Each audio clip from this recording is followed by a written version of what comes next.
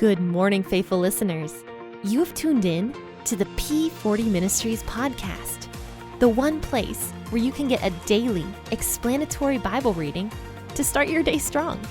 This is your host, Jen, bringing you a brand new episode out of Genesis.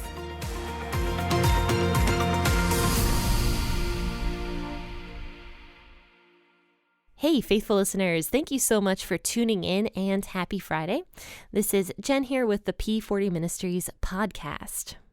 I just can't believe that we are already in February. That's just insane to me that we're in the second month of 2021. Valentine's Day is only a few days away, so definitely take a look at the shop, www.p40ministries.com/shop.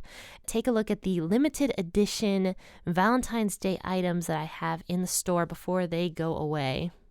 Everything in the store was actually designed by myself.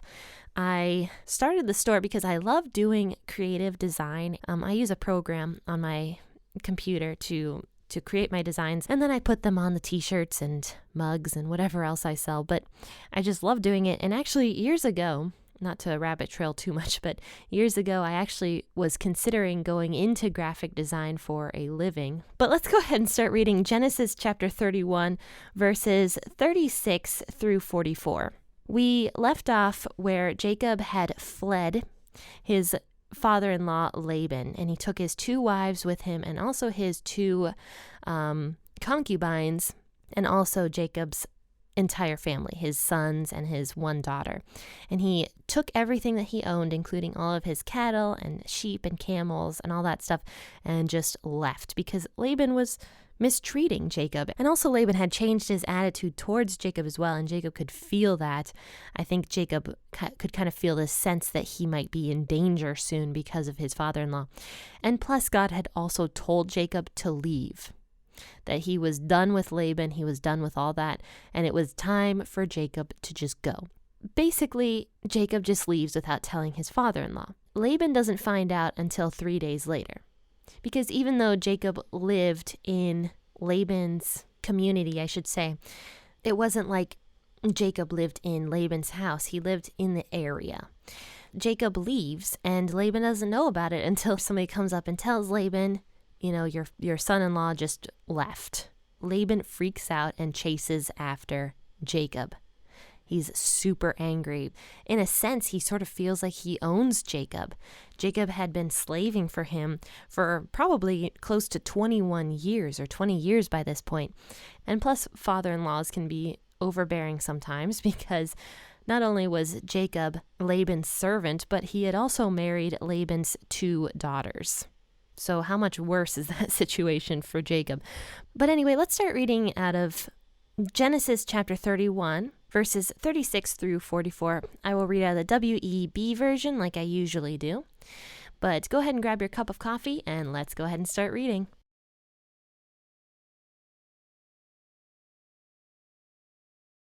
Jacob was angry and argued with Laban. Jacob answered Laban, "What is my trespass? What is my sin that you have hotly pursued me? Now that you have felt around in all my stuff, what have you found of your household stuff? Set it here before my relatives and your relatives, that they may judge between us two. These 20 years I have been with you. Your ewes and your female goats have not cast their young, and I haven't eaten the rams of your flocks. That which was torn of your animals, I didn't bring it to you. I bore its loss. Of my hand you required it, whether it was stolen by day or stolen by night. This was my situation. In the day, the drought consumed me, and the frost by night, and my sleep fled from my eyes.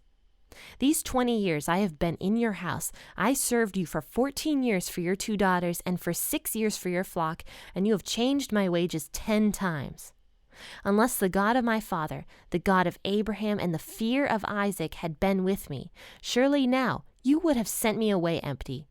God has seen my affliction and the labor of my hands, and he rebuked you last night." Laban answered Jacob, "These daughters are my daughters, and these children are my children. The flocks are my flocks. All that you see is mine. But what can I do today to these my daughters, or to their children whom they have borne? Now come, let's make a covenant, you and I. Let it be for a witness between me and you." One last thing I forgot to mention before I read that. After Laban had hotly pursued Jacob, he rummaged through all of Jacob's stuff because he accused Jacob of stealing his household idols, or his household gods. But Jacob had not stolen them. In fact, Rachel, Jacob's wife and Laban's daughter, was the one who had stolen them. But she deceived Laban, and he ended up not being able to find them. But that wasn't until after he tore apart all of Jacob's stuff by trying to find his gods.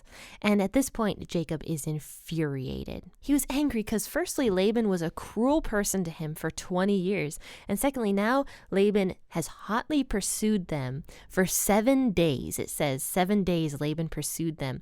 And Laban was traveling fast. Like he was going 45 miles per day.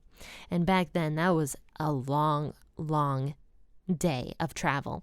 So he was going fast and he was trying to get to Jacob and honestly to harm him. It wasn't until God appeared to Laban in a dream that very night and said to Laban, "You better not touch Jacob," that Laban was no longer going to harm Jacob for fleeing him. And God took care of his 2 wives as well, and also all of Jacob's sons. He took care of everybody. But now Laban cannot harm Jacob because God's wrath would be upon him at that point. I think Laban understands that. So at this point, after rummaging through all of Jacob's stuff, Jacob becomes infuriated. And he's like, I have served you for 20 years. Firstly, you cheated me for 14 years and I had to slave for your 2 daughters. And then for 6 years after that, I served for my own flocks because you promised me flocks and I didn't receive them from you. And I slaved for you for another 6 years. He says, you also changed my wages 10 times. But during all this shows how honest Jacob is. He was an honest character. He was a very upright person. And he says, after these 20 years I've been with you, your ewes and your female goats have not cast their young. So basically Jacob is saying, I made sure that your female sheep and your female goats took care of their young. They didn't cast them away. They didn't have miscarriages, any of that. I was very careful to make sure that the young were taken care of.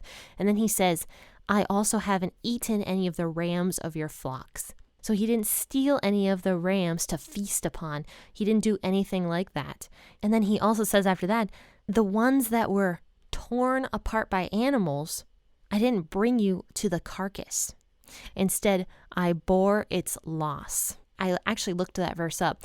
Back then, there was a custom that if a shepherd saw a wolf coming and taking one of the sheep, the shepherd could chase after the wolf and try to harm the wolf or kill the wolf in order to drop the sheep. But if the sheep was already, let's say, torn apart, unfortunately, by the wolf, then the shepherd could go to the owner of the flocks, take them to the torn apart sheep and say, look, I did my best, but this is what happened. The shepherd would not be required to provide another sheep or have his wages taken away from him for that sheep.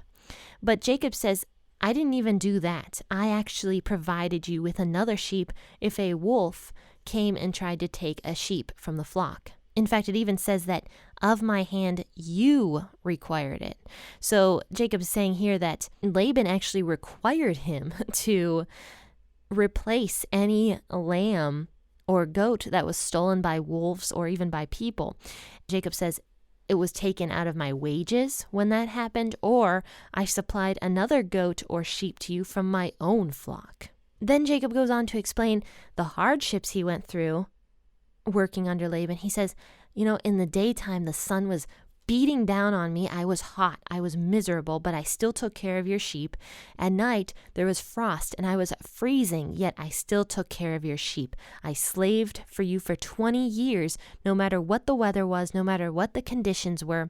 And he even says, and my sleep fled from my eyes. That's a really old-fashioned way of saying that Jacob didn't get any sleep. He says to Laban, I didn't even get much sleep when I was working for you because I was out there freezing my butt off trying to take care of your flocks in the middle of the night when there's frost on the ground, and I didn't even get much sleep while I worked for you. And he says to Laban, look, during all of this, out of all this slavery that I did for you and how honest I was towards you, you changed my wages 10 times and tried to cheat me 10 different times. You cheated me twice for my 2 wives. I served you for 14 years because of that.